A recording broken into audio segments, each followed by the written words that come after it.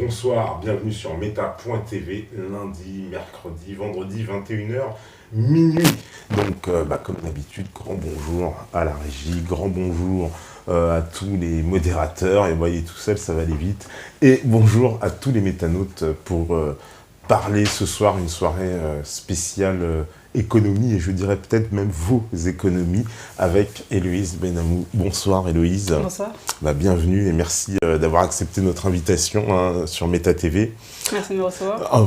C'est un grand plaisir parce que Héloïse, le public vous connaît encore peu, mais on vous a vu sur certains médias déjà, et vous êtes l'auteur d'un livre qui s'appelle Kleptocratie française, donc qui... En lisant d'ailleurs le sous-titre, on peut mieux comprendre tout simplement comment les dépôts bancaires et cotisations sociales et avantages sociaux des Français sont massivement volés par les banques avec la complicité absolue des politiques. Donc je trouve que ça résume parfaitement quand même le contenu de votre livre, parce que vous nous mettez à jour. Alors déjà pour qu'on puisse comprendre, vous êtes une ancienne comptable, c'est ça ? Je suis toujours comptable. Vous l'êtes toujours. Oui, je travaille dans un cabinet d'expertise comptable. Oui. Et j'ai commencé à m'interroger parce que je voyais que pour les clients pour lesquels je travaille, on leur demande de payer beaucoup, notamment aux organismes de sécurité sociale. Alors que quand ils ont besoin de prestations de maladie ou de vieillesse, on ne leur donnera rien dans certains cas, ou alors très peu. Notamment dans le cas du régime social des indépendants, donc qui concerne les entrepreneurs en fait, qui ne sont pas liés à l'entreprise par un contrat de travail. Le fameux RSI. Voilà, le RSI. Mais bon, comme tout le monde ne connaît pas, j'explique un petit peu. Donc c'est pour les personnes qui ne sont pas liées à l'entreprise par un contrat de travail, qui cotisent à un régime spécial qui s'appelle donc le RSI, qui prend la moitié des revenus nos clients. Et puis je me suis rendu compte qu'effectivement il y avait beaucoup de dysfonctionnements avec cet organisme-là.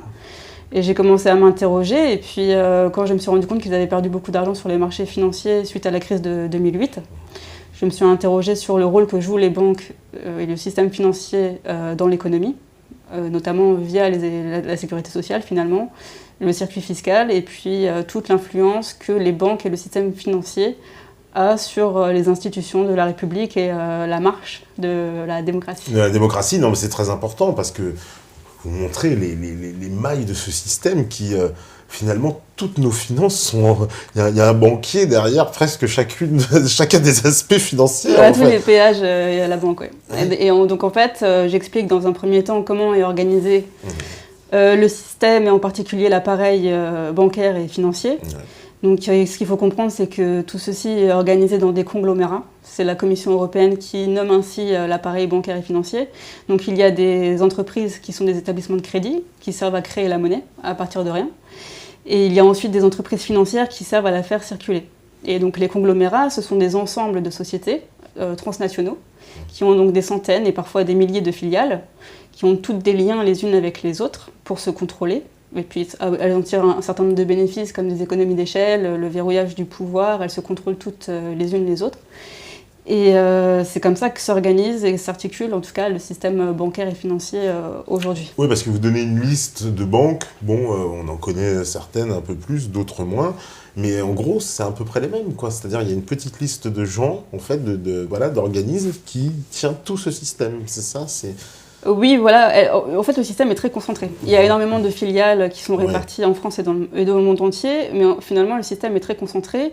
Et la manière dont ça s'opère, c'est qu'elles sont toutes propriétaires les unes des autres. Elles ont toutes des investissements dans le capital les unes des autres. Et elles placent toutes à la tête des différentes sociétés, des membres dans les conseils d'administration qui sont liés et qui travaillent les unes pour les autres, encore une fois. Voilà, alors ça, c'est...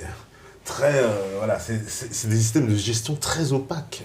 C'est assez complexe. C'est assez complexe parce que c'est un tissu qui fait qu'il y a beaucoup d'intervenants. Ce sont des structures juridiques aussi qui sont très complexes d'un point de vue comptable et juridique. Mais c'est comme ça que maintenant s'organise le système bancaire et financier. Parce qu'une personne, par exemple, qui est à la fois administrateur, on va dire, au conseil d'administration d'une grande banque, et à la fois, en fait, elle va devenir administrateur de filiales de cette même banque, etc. Oui, tout à fait. Il cumule les mandats dans différentes sociétés pour verrouiller le pouvoir, justement, et contrôler ce qui se passe dans les filiales et dans les maisons mères.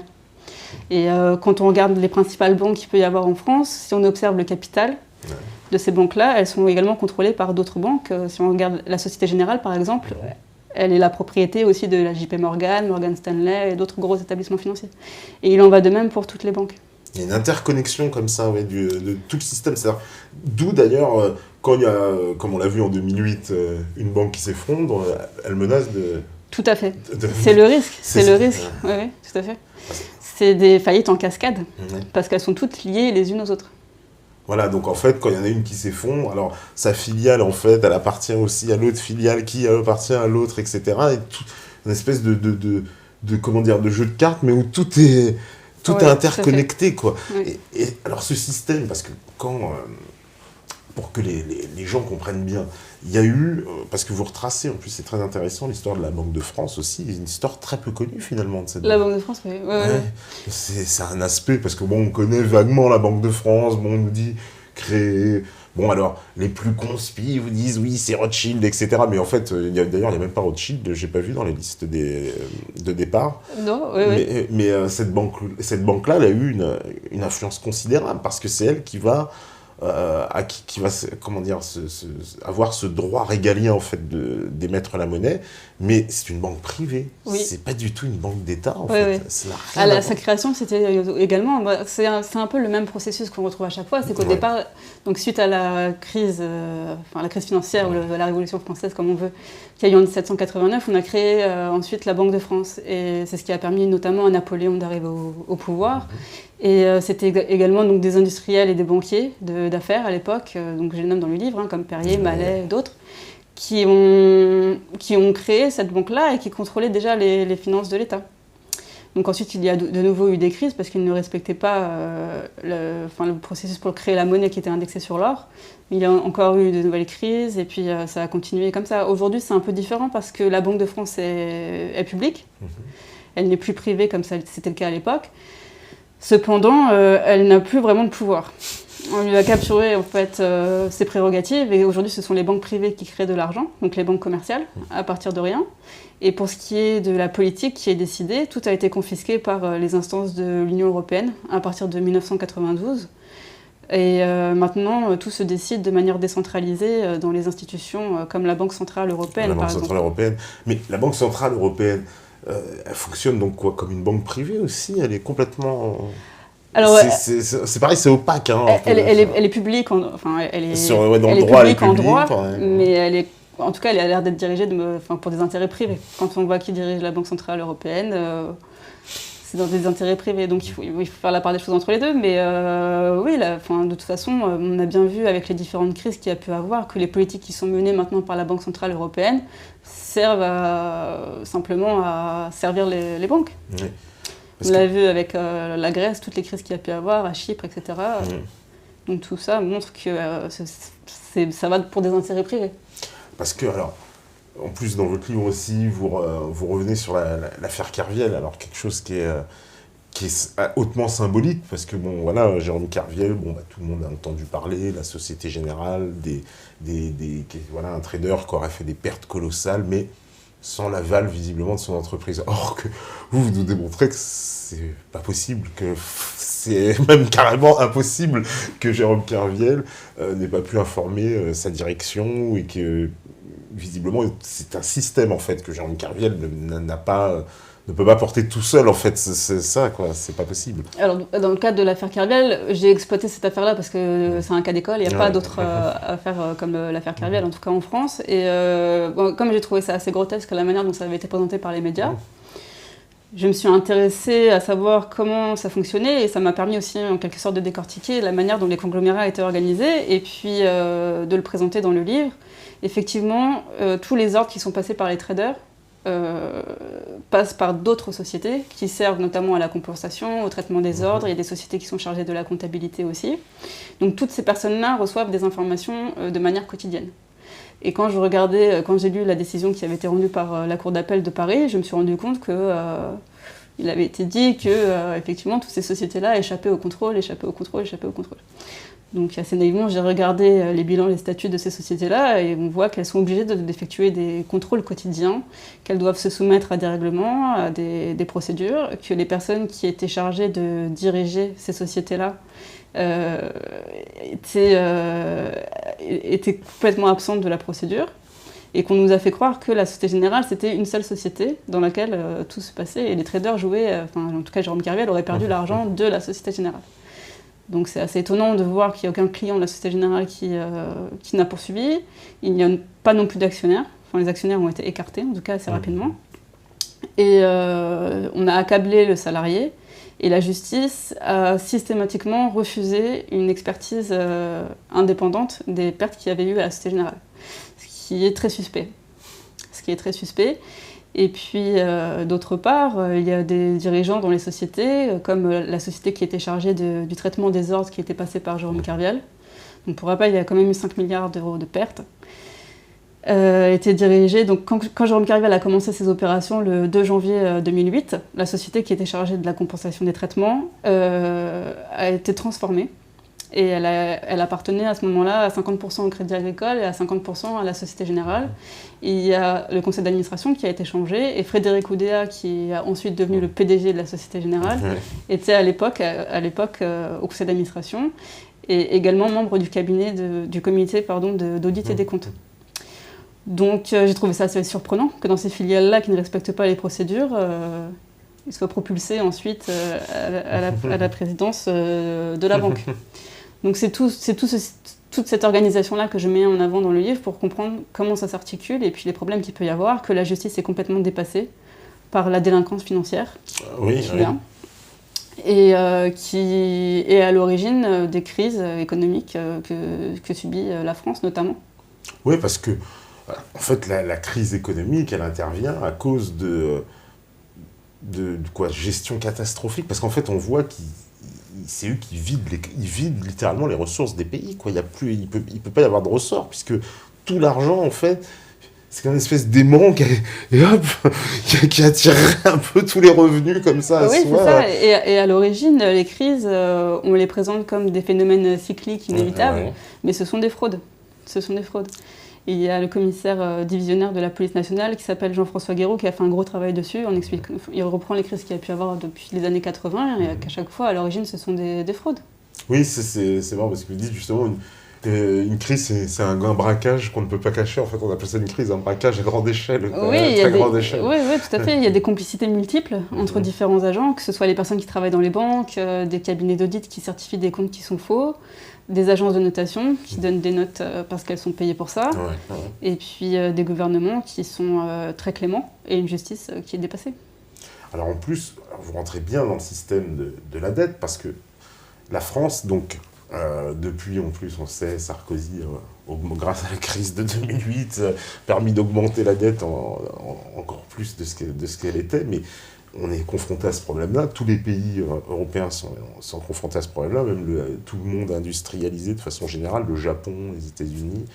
Mais ça paraît presque insoluble, puisque ce sont des gens donc, qui nous prêtent de l'argent indéfiniment et qu'on doit rembourser indéfiniment, en fait. Mais ça ne va jamais s'arrêter, en fait. Eux, ils n'ont pas intérêt à ce que ça s'arrête, en tout cas. Si j'étais banquier, je me dirais, il faut que les États continuent à emprunter. Évidemment, oui. Et puis la dette, c'est un peu comme une bombe à retardement qu'on place à l'intérieur des États, jusqu'à ce que finalement il y ait une grave crise sociale, économique, suivie souvent d'une guerre civile. Et après, on remet tout à plat. Mais ce qui se passe en attendant, c'est vrai que ce sont des milliards d'euros qui sont payés d'intérêts aux banques. Donc j'explique que c'est le cas pour la dette fiscale, mais également pour la dette sociale, qui est soumise également à la finance internationale. Alors, chose qu'on sait très peu, et c'est pour ça, on me permet d'insister là-dessus. Alors, la CSG, le RDS, parce que ça, ce sont c'est un petit trigramme comme ça qu'on voit à peu près partout dès qu'il y a de l'argent quelque part, on nous prend donc cette CSG, CRDS.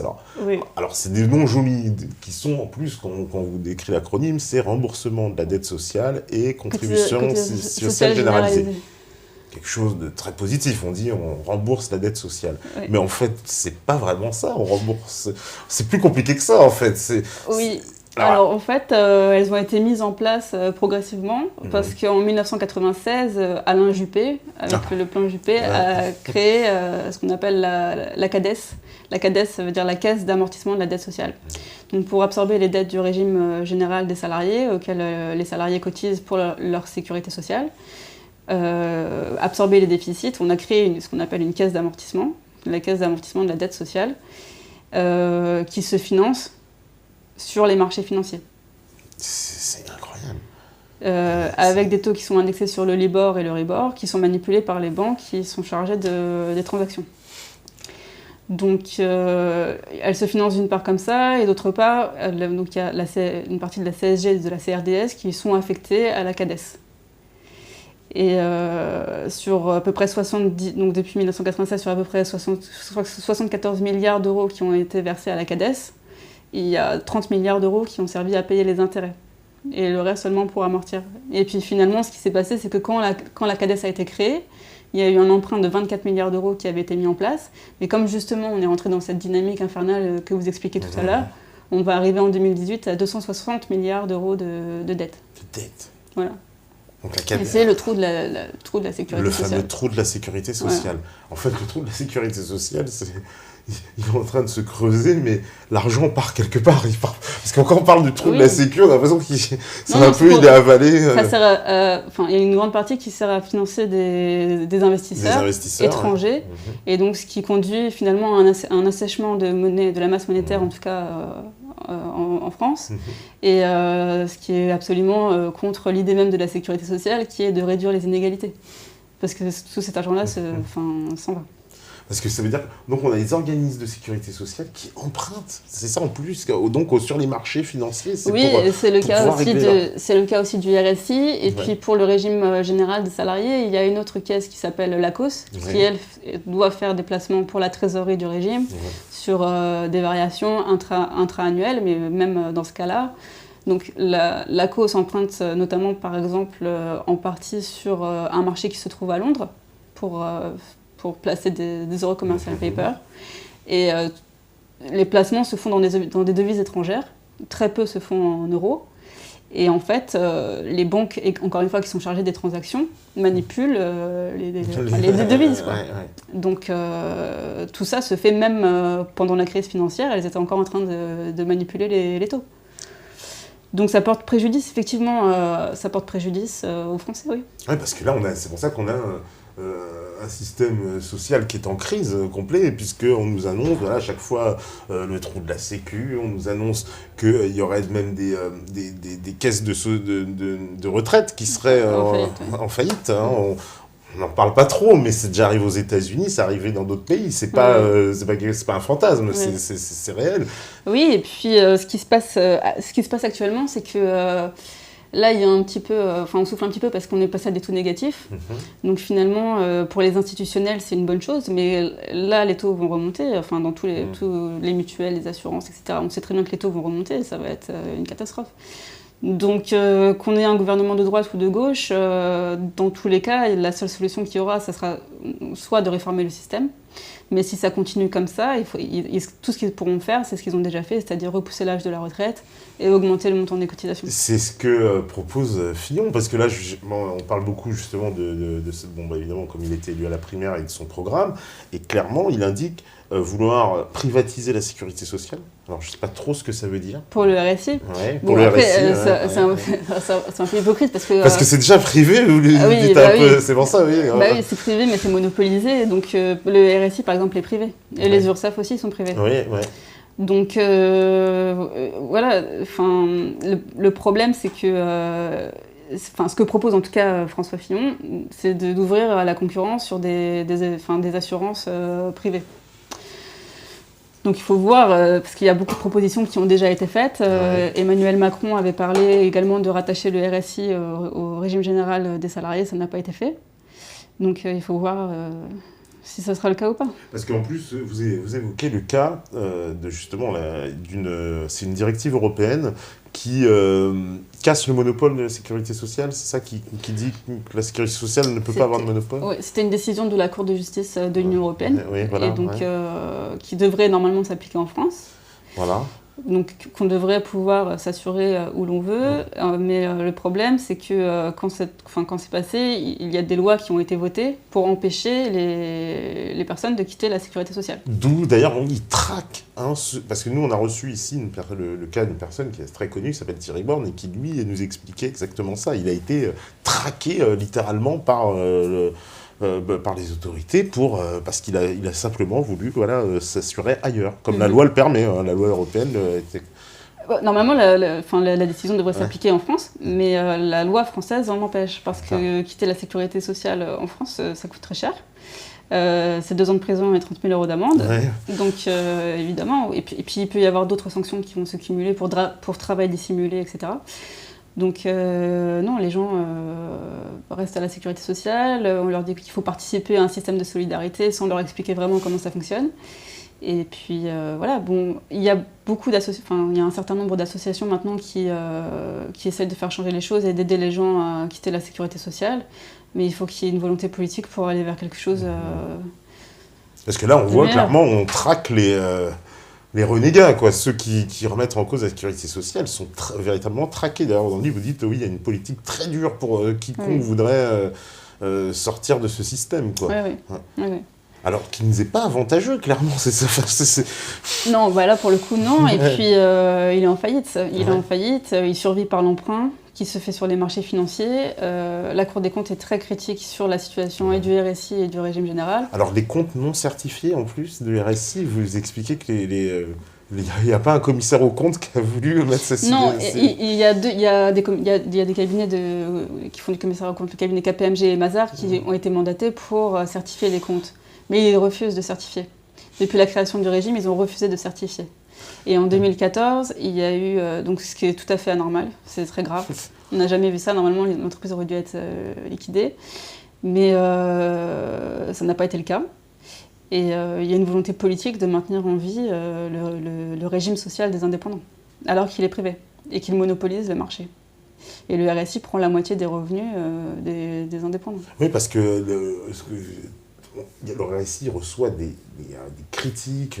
Moi-même, j'ai reçu beaucoup de mails de gens qui m'ont dit que le RSI, c'est un scandale, parce qu'ils font des appels de cotisation qui équivalent quasiment à l'ensemble du revenu de la personne. Enfin, on ne comprend rien au barème, on ne sait pas ce qu'on doit payer, rien n'est établi apparemment, rien n'est vraiment clair pour les gens. Il n'y a personne qui s'en sort dans le RSI apparemment. Enfin, ça paraît... Parce qu'ils ont une manière de calculer les cotisations qui est basée sur des exercices d'activité antérieure, et puis ensuite ils font des régularisations. Donc dans la gestion des entreprises, c'est difficile à supporter. Oui.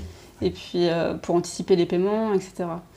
Donc oui, il y a beaucoup de problèmes avec le RSI. Et puis maintenant, ce qu'on observe aussi, c'est qu'ils font des saisies directement sur les comptes bancaires. Et puis ils demandent à ce que soient payés des montants sans justificatif. Sans justificatif, parce que visiblement, c'est ça, j'ai vu beaucoup de gens qui se plaignent de cette gestion du RSI. Ils disent qu'ils reçoivent en gros, vous devez payer ça, et il n'y a aucune explication, il n'y a rien. Ils ne savent pas à quoi ça correspond en fait. Ouais.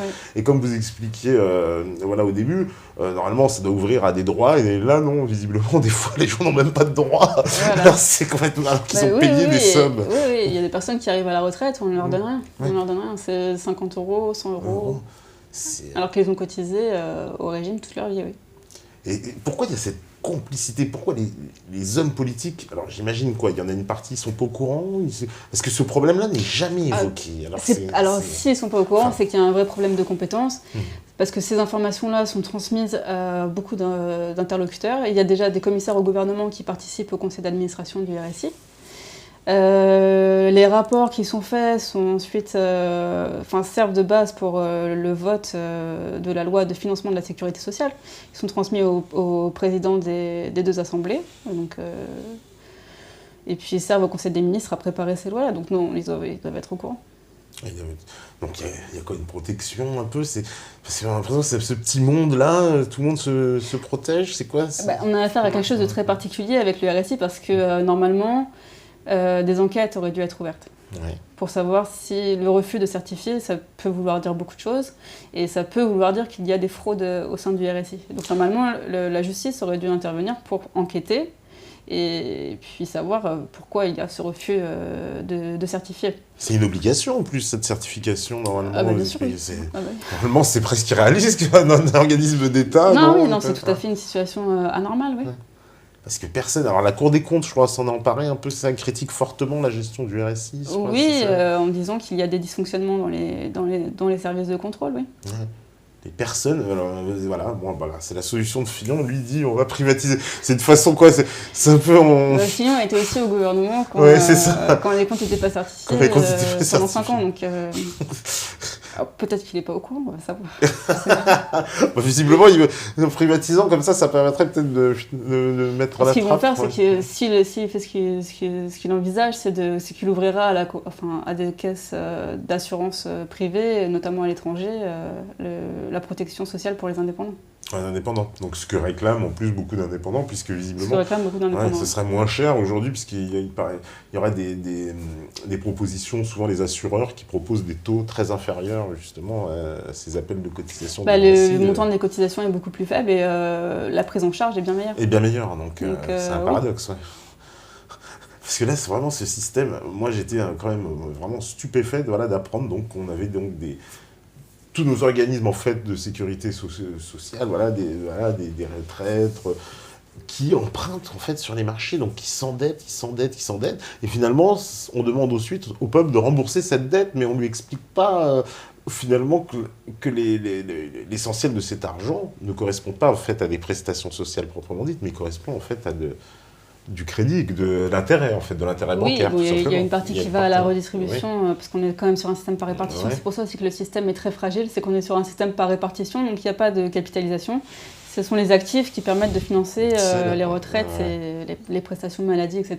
au même moment. Donc le système est très fragile à ce niveau-là. Mais oui, donc il y a une partie qui va pour la répartition, mais une grande partie qui va pour le remboursement d'intérêts, de dettes. Et en plus de ça, c'est formalisé qu'on n'a pas le droit de savoir à qui est-ce qu'on rembourse ces voilà, intérêts. Oui, ça c'est... Que ce soit pour la dette fiscale ou pour la dette sociale. C'est-à-dire que quand en fait, la France doit de l'argent à quelqu'un, en fait, on ne sait pas à qui on doit de l'argent, c'est ça.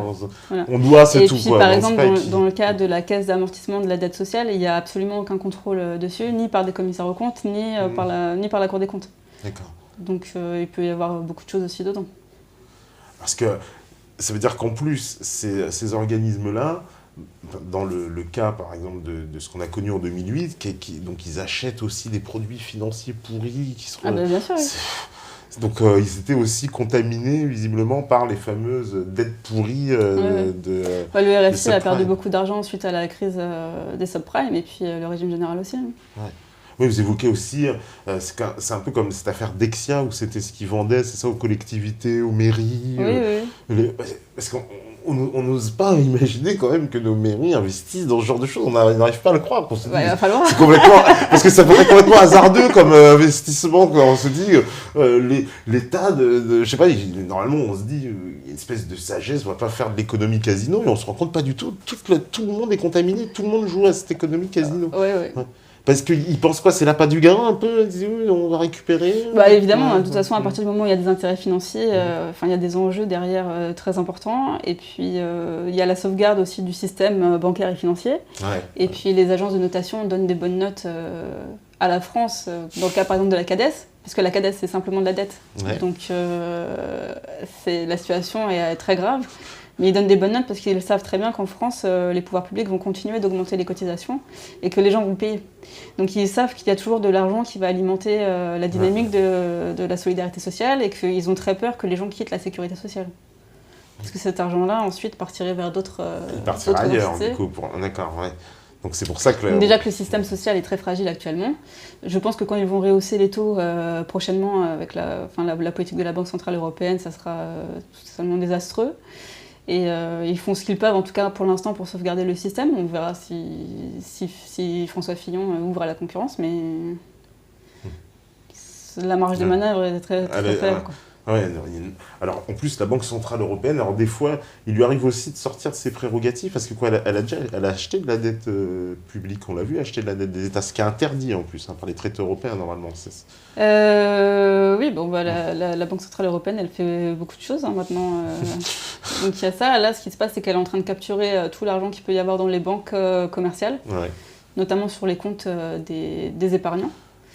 Il faut savoir aussi que suite à la crise de 2008 et de 2010, il y a à peu près 1300 milliards de garanties qui ont été données aux banques pour rassurer les investisseurs.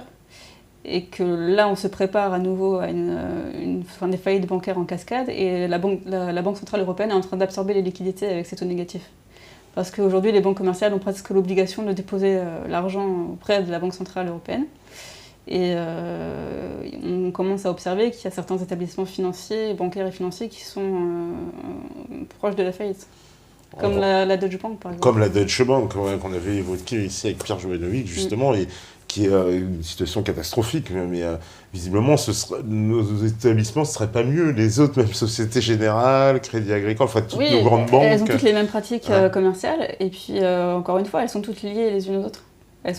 Donc s'il y en a une qui fait faillite, ça aura des répercussions sur les autres aussi, parce qu'elles sont liées par capitalisation. Ouais. Ah oui, voilà. Alors avec les fameux, en plus, il y a les fameux CDS aussi, une espèce d'assurance sur le crédit, c'est ça on avait beaucoup parlé aussi avec Pierre, mais pour résumer, c'est un peu ça un CDS. Hein, c'est une assurance pour assurer un risque. Voilà. Et oui, par exemple, la banque Goldman Sachs avait, après avoir participé à falsifier les comptes de l'État grec, ce qui n'est pas rien, parce qu'ils avaient accordé des prêts en se gageant sur des recettes futures, enfin les comptes étaient bidons. Et en même temps, donc, sachant que la situation de la Grèce était catastrophique, ils spéculaient, donc avec ce type de produit, sur la faillite de l'État, qui est arrivée bien sûr. Donc évidemment, ils ont gagné de l'argent. Ils ont gagné beaucoup d'argent. Voilà. Donc oui, on assiste à tous ces phénomènes-là maintenant. Ouais. Puis en plus, après, on a des anciens de Goldman Sachs qui viennent se mettre politiquement en plus. Voilà. Et après, on va dire au peuple grec qu'on va devoir allonger la durée du travail, augmenter vendre tous les bijoux de famille, tout ce qui nous reste. On va vendre des îles, on va vendre ça. Donc oui, voilà. Ça va être pareil en France bientôt, si ça continue comme ça. Ouais. Avec la fameuse loi en France aussi qu'ils ont passée, sur laquelle on peut aller piocher sur les comptes de dépôt direct des... Oui, ça va dans ce sens-là, oui. Ça va dans ce sens-là. Oui. Ce qui s'était passé à Chypre, on avait vu ça, ils avaient fait un gros braquage comme ça, voilà. Et on pourrait envisager la même chose en France, parce que visiblement la loi est passée en France, ils ont passé une loi dans ce sens-là. Alors c'était une directive européenne, et les directives sont d'application directe en droit interne. Donc les directives qui sont prises au sein de l'Union européenne sont d'application directe pour les pays membres. Donc oui. Alors en plus, petite anecdote, moi j'étais à ma banque, je pourrais d'ailleurs le montrer en deuxième partie, on m'a donné j'ai pris un prospectus en fait, qui, voilà, pour une espèce de placement, et dessus, j'ai trouvé ça assez fascinant, on vous dit que 90% est garanti. C'est-à-dire qu'en fait, vous placez votre argent, et on vous dit au bout de 5 ans, on garantit 90%. Alors, on garantit même pas les 100%. Je peux perdre au bout de 5 ans. Et pourtant, on me dit que c'est un placement. Et ils ont le droit de faire ça en plus. Parce que c'est dans la banque, hein, on le propose à tout le monde. Ça, leur nouveau produit. Alors, c'est marrant parce qu'il est basé sur... il s'appelle COP quelque chose, COP 50. C'est basé sur les nouvelles énergies. Oui. Il y avait un papier aujourd'hui dans le journal qui disait que des personnes avaient investi dans des métaux précieux. Il y a une banque, ils n'ont pas donné le nom de la banque dans le journal, mais qu'il n'y avait rien du tout derrière. Et que les investisseurs se sont retrouvés complètement floués en achetant des métaux précieux. Après, pour ce qui est des produits que vous pouvez détenir, enfin des contrats souscrits dans les banques, par exemple, quand il y a eu la crise en Grèce dont je parlais tout à l'heure, les banques étaient fermées. Donc la garantie, elle est très mince, quoi. Il y avait des gens qui s'immolaient devant la banque parce qu'ils ne pouvaient pas accéder à leur agence et récupérer leur argent. Oui, parce que c'est des produits d'assurance vie souvent. Les produits d'assurance vie ne sont pas couverts, c'est ça, par les garanties? Comment ça se passe? Parce que ça, c'est le produit phare. Apparemment, les banques essaient de nous fourguer les assurances vie. L'assurance vie, donc pour revenir aussi à l'affaire des conglomérats, c'est que si vous souscrivez un produit d'assurance vie au sein de votre agence bancaire, votre argent, il va dans une filiale. Et il est géré dans une filiale. Ils font des placements avec. Donc voilà, c'est quand il y a une crise ensuite, comme on a pu le voir, si l'argent est perdu, soit la banque va faire va faire en sorte de récupérer de l'argent autrement pour pouvoir vous rembourser, mais sinon, quand il y a une faillite bancaire, il n'y a pas beaucoup de garanties. Il n'y a pas beaucoup de garanties. Le fameux fonds des garanties, je crois que c'est à hauteur de... Sur les dépôts, oui. Ouais, sur les dépôts, 70 000, 100 000 euros, je crois. Moi, j'ai des réserves par rapport à ça, parce que ce qu'on observe... ce qu'on observe, c'est que quand la banque fait faillite, on n'avait même pas accès à l'intérieur de l'agence. Ouais, ça veut dire qu'on l'a jamais utilisé en plus ce système pour le moment, donc on ne sait pas comment ça pourrait... Non, pas encore, non. Oui, parce qu'effectivement, si la banque ferme, mes agences ferment, comment je fais pour récupérer mon argent? C'est vrai, ça paraît... Je vais où? Je vais taper à la Banque de France mais quand on regarde les principaux établissements bancaires et financiers se préparant à une faillite, achètent de l'or. Ils achètent de l'or. Et aussi, ce qu'il faut comprendre, c'est que... il y a très peu maintenant de masse monétaire en circulation et l'essentiel correspond en fait à des écritures comptables dans des systèmes d'information, ce qu'on appelle de la monnaie de banque centrale qui s'opère entre les différentes banques uniquement par des chambres de compensation. Alors, juste pour expliquer une chambre de compensation, parce que tout le monde ne comprend pas... La chambre de compensation, c'est une société qui intervient pour stocker des ordres. Alors, pour donner un exemple simple, c'est que si par exemple on se fait un virement, et qu'il y a des millions de personnes qui vont faire un virement aujourd'hui entre différentes banques, si vous êtes à Société Générale et moi chez BNP Paribas, la chambre de compensation intervient comme intermédiaire, elle stocke les millions d'ordres et elle fait une seule opération par jour. D'accord. C'est à ça que sert la chambre de compensation. Et donc toute cette monnaie est totalement virtuelle. Tous les flux ont été dématérialisés et c'est ensuite une société qui s'appelle Swift oui, très importante alors cette société. Fait les transferts. C'est donc une société américaine, donc c'est un monopole. Non, c'est pas une société américaine, elle se trouve en Belgique, mais elle est exploitée par les Américains depuis 2008. Ils ont commencé à 2008 à espionner la société de manière illégale. Ça s'est su, ils ont essayé de faire passer un premier accord au Parlement qui avait été rejeté et 2 ans après, il a été approuvé. Donc les États-Unis observent l'activité des sociétés et des banques en Europe via le réseau SWIFT. Il y a le réseau SWIFT qui normalement devait être neutre, mais on a vu qu'ils s'en sont servis dans plusieurs affaires. Ça permet de couper les robinets d'un pays. Exactement, ouais. Ils s'en sont servis avec l'Iran. Avec l'Iran, Ils ont déconnecté l'Iran. Et l'Angleterre avait proposé, suite à la crise ukrainienne, que la Russie soit déconnectée également.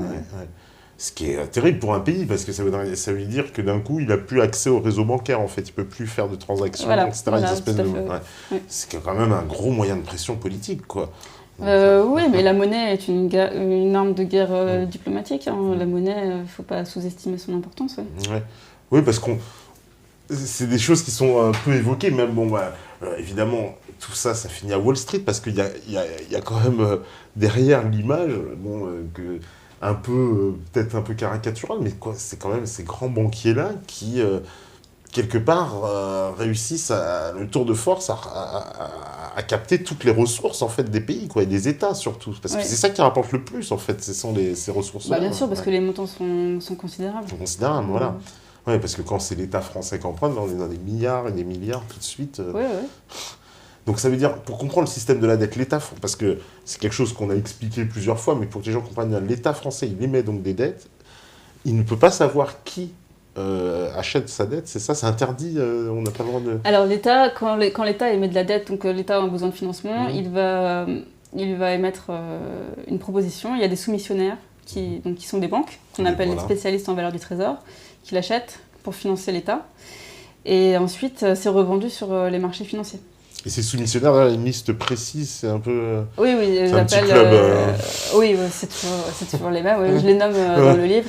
C'est beaucoup des banques étrangères. Il y a aussi un groupement qui a été formé, qui s'appelle le Groupement pour le démembrement des valeurs du Trésor, et qui compte une vingtaine de banques, qui sont, on va dire, associées dans une société, qui se trouve à Paris, et qui sont chargées ensuite de découper, on va dire, la dette, et de la revendre donc sur les marchés financiers. C'est comme ça que ça s'organise. Et puis l'ensemble de l'impôt sur le revenu sert à rembourser les intérêts. Sert à rembourser les intérêts. Donc Voilà. ça, c'est ponctionné direct dans le portefeuille de tous ceux qui Voilà. nous regardent et ça va dans la poche des banques. Oui, c'est formalisé qu'on n'a pas le droit de savoir à qui on rembourse cet argent-là. Oui. Alors, on n'a aucune info, donc tous ceux qui nous disent on sait qui détient la dette française, c'est faux, on ne sait rien en fait de qui détient vraiment cette dette. Officiellement, on n'a pas le droit de savoir. Après, bon, il y a certainement des personnes qui le savent, mais non. Il n'y a pas d'information sur ça. Il n'y a pas d'information. Non. Ça voudrait dire presque demain, s'il y avait un nouveau gouvernement qui dirait moi, cette dette, vu que je ne sais même pas à qui je la dois, je la refuse de la rembourser. Il pourrait se baser là-dessus en disant vu que je ne sais pas à qui je dois l'argent. Moi, je pense qu'il faut qu'il y ait impérativement un audit de la dette. Parce que là, c'est pas le fait de rajouter 3 ans de plus de travail ou d'augmenter d'1 point ou 2 points les cotisations qui va permettre de sauver le système. Il faut le réformer. Pour le réformer, il faut savoir effectivement si la dette est légitime ou non et ce qu'il y a dedans, parce que ça peut être beaucoup de choses. Et oui, voilà, il faut qu'il y ait un audit de la dette, savoir ce qu'il y a dedans. Oui. Il y avait aussi, j'avais noté un organisme, donc ministère de l'économie, c'est l'AFT, je crois. L'Agence France Trésor. L'Agence France Trésor. Qui s'occupe de la gestion de la dette. Donc ils s'occupent de la gestion de la dette et eux, c'est quoi, ils font des appels, c'est ça Oui, parce que la dette se vend aux enchères. Ouais, la dette se vend aux enchères et donc il y a, comme j'ai dit, des soumissionnaires qui font des offres au Trésor via la Banque de France. Et les soumissionnaires, ce sont donc les spécialistes en valeur du Trésor.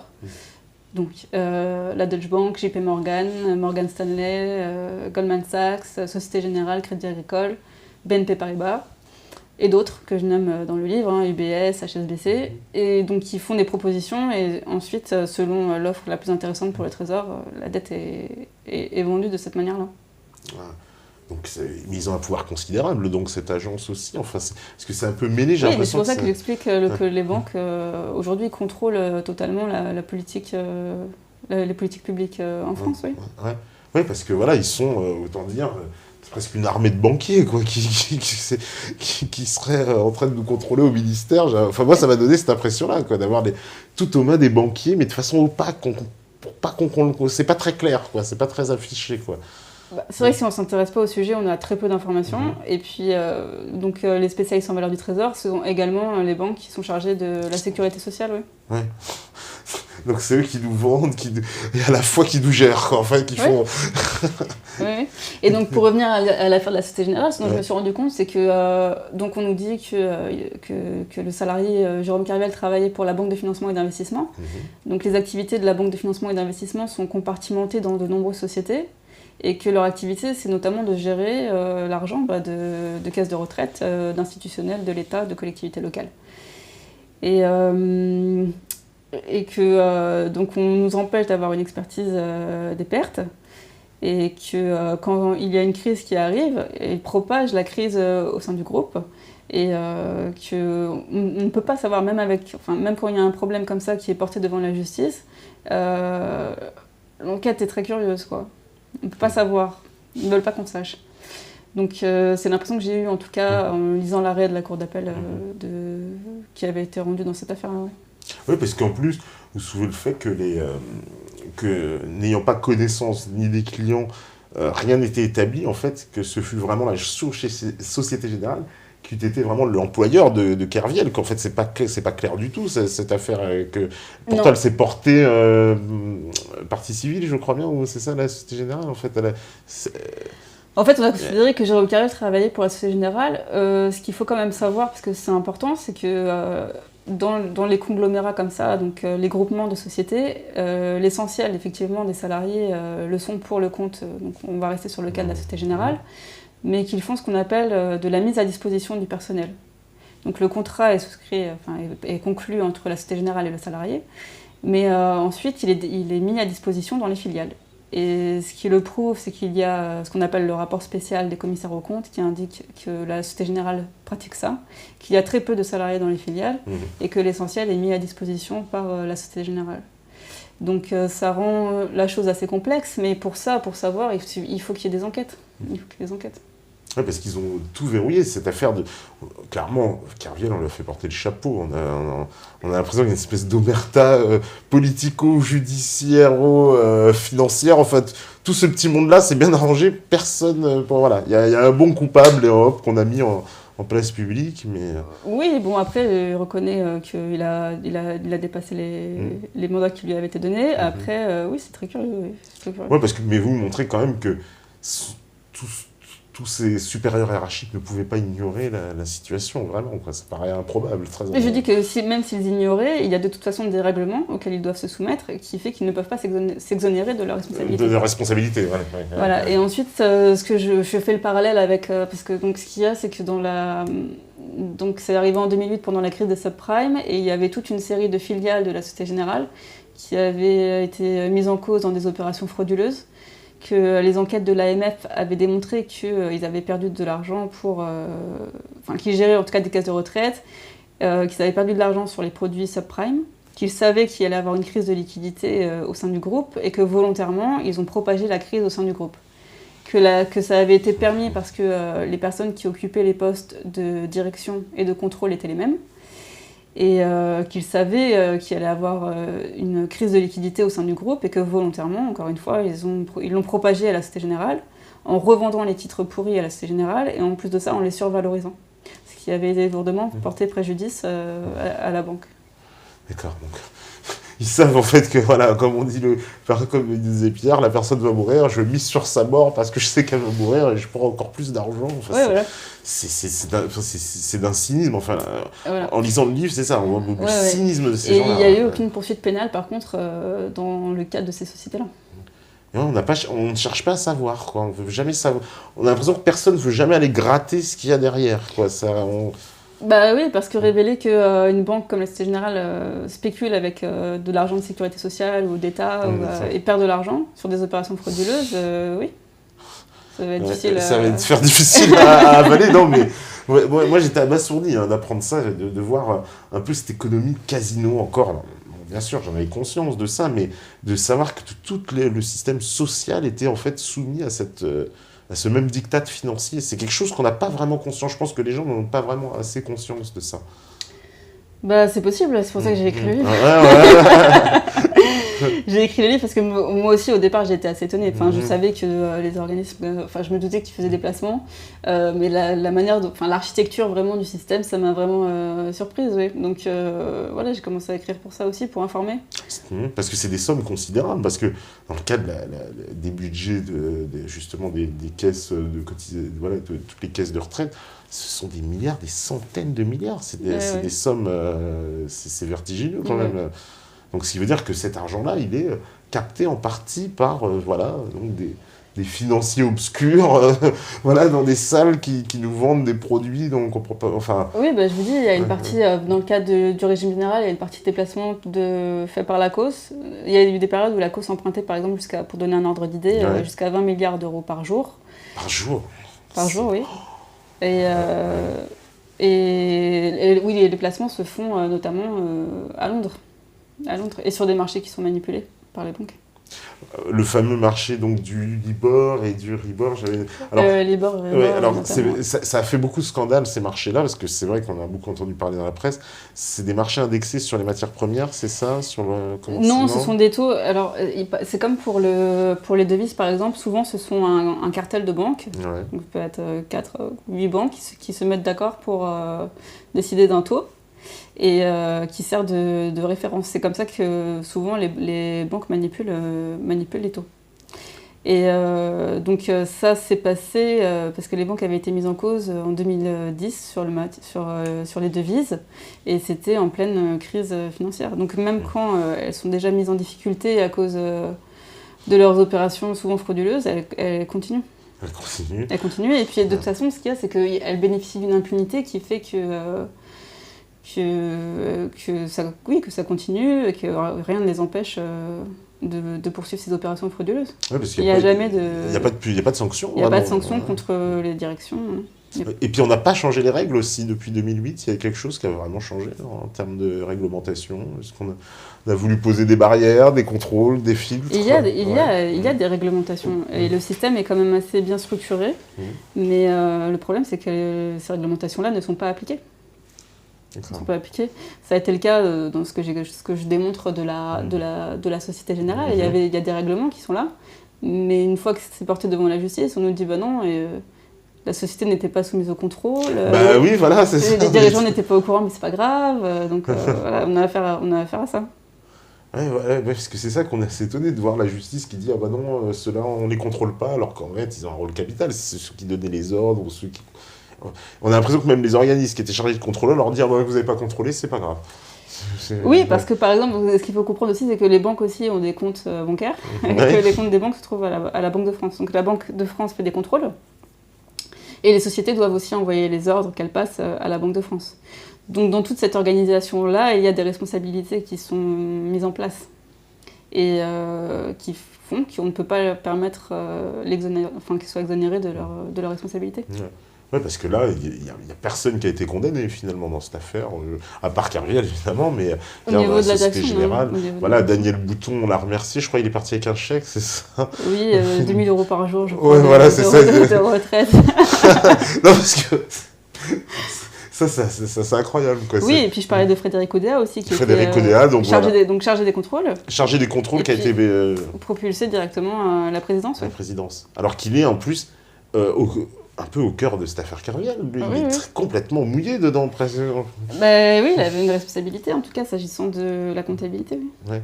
Et non, visiblement, ça ne dérange pas la Société Générale, non, ça les fait monter. Moi, j'ai trouvé ça assez incroyable. Alors oui, cette arborescence des banques, en plus, vous expliquez qu'elle est internationale, parce que en fait, on retrouve en fait les mêmes acteurs partout. En fait, le système bancaire, vous donnez l'exemple, c'est vrai, de ce qui se passe en Afrique, avec toutes les filiales, et en fait, ce sont toutes des filiales d'une banque européenne, en fait, quasiment, ou américaine. Oui. Donc j'explique ce que c'est que le capitalisme financier dans le livre et l'importance que ça a de comprendre que le capital c'est la propriété et la propriété c'est le contrôle. Après, il y avait, donc suite à la loi antifraude en 2013, il devait y avoir normalement un registre des trusts qui devait être rendu public. Et alors il a été conçu, mais lorsqu'il a été soumis à la publicité, il y a une dame qui s'y est opposée devant le Conseil d'État, en disant que ça lui portait préjudice dans des affaires de succession, et donc finalement il a ensuite été retiré de la publicité, donc on ne peut pas y avoir accès. Donc on ne sait pas à qui appartient, comment est vraiment organisé, à qui appartient vraiment le système bancaire et financier, mais c'est quelque chose de complexe en tout cas, et puis qui s'étend dans le monde entier, oui. Oui, parce que pour avoir en plus le statut auprès de la Commission européenne, c'est ça, les groupes, les fameux conglomérats, c'est la Commission qui attribue, c'est ça, une liste de reconnus. Elle les identifie. Elle les identifie, oui. Ouais. Elle les identifie, mais bon, elle précise bien que la liste qu'elle peut donner n'est pas exhaustive, parce qu'avec les fusions-acquisitions, le système évolue. Le système est mouvant, et puis il y en a qui vont disparaître, d'autres qui vont se faire acheter en permanence, en fait. Et donc c'est pour ça aussi que c'est une question, la propriété du système bancaire et financier, c'est une question qui est complexe. Mais la Commission européenne les nomme ainsi, et ce sont des empires, comme je vous ai dit tout à l'heure, donc transnationaux, effectivement, elles sont propriétaires de banques en Afrique et puis partout dans le monde, oui. Oui, parce que c'est ça, on a l'impression qu'il y a une espèce d'empire, mais il n'y a pas de tête vraiment, on ne comprend pas qui dirige, qui est responsable, on a l'impression qu'on dit « Ah bah non, ce sont des empires », mais... Aussi, les conseils d'administration changent, parce que les personnes qui dirigent, qui se trouvent par exemple au conseil d'administration des banques, elles changent, mais le système continue. C'est aussi, le système bancaire et financier, c'est aussi un peu le reflet de la nature humaine, c'est que si vous mettez des gens à la tête de ces sociétés-là, vous leur donnez tous les pouvoirs, jamais de poursuite, et puis beaucoup d'argent, évidemment, ils vont s'accrocher à leur poste, et puis c'est comme ça que ça fonctionne. Oui. Ils ne vont pas vouloir que ça change. Et surtout que ça ne se sache pas. On voit bien que, par exemple, et c'est souvent le cas quand il y a des opérations, on en parlait devant la banque italienne avec Pierre tout à l'heure, mais c'est que même quand, dans le cas de la Société Générale, même quand il y a des fraudes, qu'ils sont passés, ils risquaient gros, mais qu'ils sont passés à côté, au lieu de se retirer et d'aller vers d'autres horizons, ils s'accrochent au pouvoir. Ils s'accrochent au pouvoir tant qu'ils peuvent, et puis en plus de ça, on leur offre des promotions. Donc, Oui, c'est vrai, pourquoi gêner, oui, il y a une impunité qui fait que toutes ces fraudes-là continuent, et puis il y a un engrenage aussi derrière. Il y a un engrenage qui fait que ça devient de plus en plus grave. D'où la colère, même aux États-Unis, quand on a vu ce mouvement contre Wall Street là, qui s'était levé. Oui, mais il y en a aussi en Europe. Il y en aura aussi en Europe. Voilà, il y a quand même une colère contre ce milieu financier. Comme nous avait dit François Hollande, il avait dit mon ennemi n'a pas de visage. Il y en a quand même. Voilà, vous n'êtes pas d'accord parce qu'il y a pas mal de noms. Voilà. Oui, il y en a. Moi, j'ai dans le livre des organigrammes, des noms. Enfin, tout ça, ça sort de documents juridiques comme des cabis, des statuts. Et puis, ce sont les personnes qui étaient responsables, en tout cas, qui sont responsables. Oui. Ouais, donc des noms, il y en a. On va lui conseiller un petit livre de chevet à François Hollande. On va faire la pause, si la régie elle est prête, c'est parfait. On fait la pause et puis on revient juste après. Et puis vous pouvez commencer déjà à préparer vos questions, j'imagine qu'il y en a déjà. Et allez-y, vous commencez à préparer vos questions. On répondra aux questions toujours avec Héloïse Benamou. À vous, la régie.